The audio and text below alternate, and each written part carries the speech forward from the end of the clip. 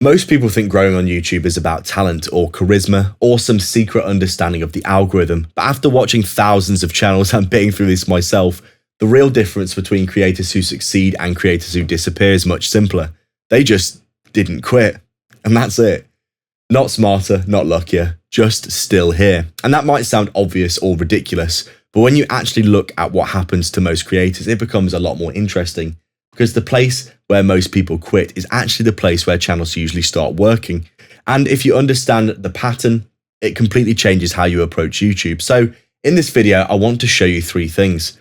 Why almost everyone quits their channel way too early, what actually happens when your videos feel like they're going nowhere, and the simple mindset shift that lets small creators survive long enough to finally grow.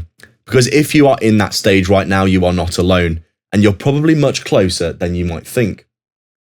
You see, every YouTube channel goes through the same strange phase. You're uploading videos, you're learning, you're improving, you feel like you're iterating, making little tweaks, but nothing seems to happen. Views stay low, subscribers are barely moving, and eventually you just start wondering, is this ever going to work? This stage is frustrating because effort and results feel completely disconnected. You can spend hours planning a video, hours filming, hours editing, and then you get 27 views and you wonder, that was a lot of investment for not much return. It makes the whole thing feel a bit ridiculous. But here's the part that people don't realize. This phase is actually where the important work is happening. It's just invisible. You see, when creators upload their first 10, 20, or even 50 videos, something is quietly happening behind the scenes. Your skills are improving, your ideas are getting clearer, your delivery gets smoother, your editing gets faster, your storytelling improves. But none of that shows up immediately in the numbers. And because we naturally measure progress using views, it starts to feel like nothing's happening. But the truth is the opposite. You're building something and you just can't see it yet. So here's where things get interesting, because there's a very specific moment where creators quit, and it usually happens right before things start working. Most channels that eventually grow have a similar pattern in my experience. Long periods of low views, small spikes here and there, little tests by the YouTube, and then suddenly one video performs much better than the others. Not viral, but noticeably different.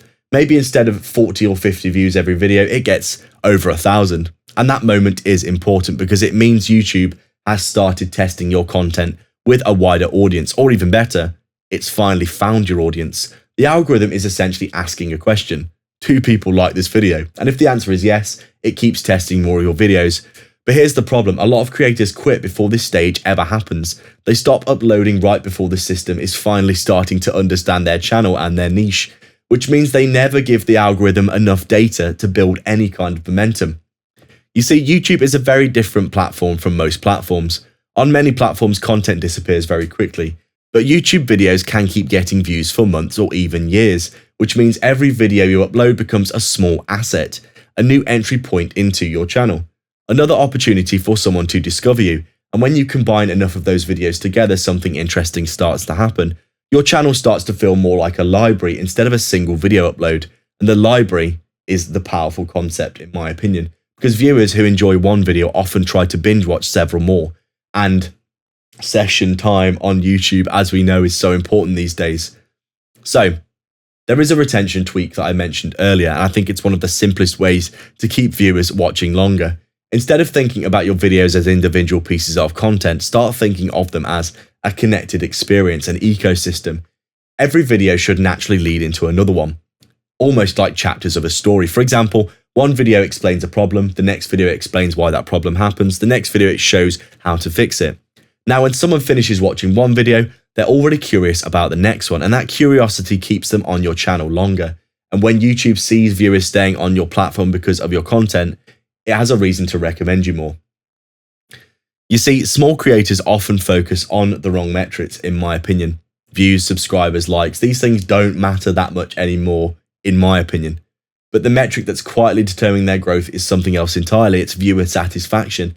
If people click your video and stay engaged, YouTube will notice. If they watch multiple videos in a row, YouTube will notice. And the creators who succeed usually understand this early on. They build channels designed for binge watching. They create a content library around their niche, tightly packed in, so that people can watch lots of videos about the same similar topics quickly. It's really, really powerful to do this. It's really, really important that you try and do this as well. Every new video needs to strengthen your ecosystem. Because when you look at successful creators, it's easy to assume they always knew what they were doing. But if you scroll far enough back on almost every channel, which is something I like to do because it's interesting, you'll see something really interesting. Their early videos are awkward, messy. Sometimes they're just plain bad. They might have 10, 20 videos on their channel that have less than 100 views. But then you look now and you're like, oh my God, they've got thousands and thousands of views on their channel. Every single day, every single video gets 10K views. And you're thinking, how the hell did that happen? Because no one starts out being really good. Everyone learns through repetition, trial and error, experimentation, persistence, which means the only way to get good at YouTube is to survive the stage where you're bad at it.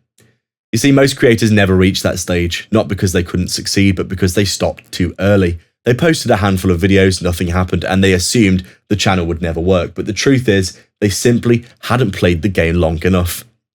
If you want to stay motivated on YouTube, you need to change how you measure your progress. So instead of asking how many views did this video get, ask, what did I improve this time? Was my hook better? Clearer storytelling, better pacing? Maybe my title and thumbnail, my packaging were improved. These improvements will compound over time. Getting 1% better every time is what you need to do. And eventually they start showing up in the numbers.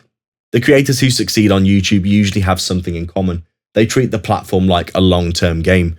They're not trying to get quick wins. I want to get like a viral video. They expect the early phase to be slow. They understand the learning curve. And because they expect the struggle, they don't panic when it happens. They just keep uploading, keep improving, keep experimenting, and eventually things do start clicking. If there's one thing almost every creator learns, in my opinion, it's this. The hardest part of YouTube isn't learning the algorithm. It's not editing, it's not thumbnails. The hardest part is simply staying in the game long enough for your skills to catch up with your ambitions. Because once that happens, everything will change. Your videos will get better. Your ideas will get better. Your audience will love you eventually. But none of that happens if you quit too early. If your channel feels slow right now, if your views feel small, if it feels like nothing is happening, you might actually be closer than you think. So if you want to understand the biggest mistake that keeps small creators stuck under 100 views, I break that down in another video. Because once you see that mistake, you'll start approaching YouTube very differently.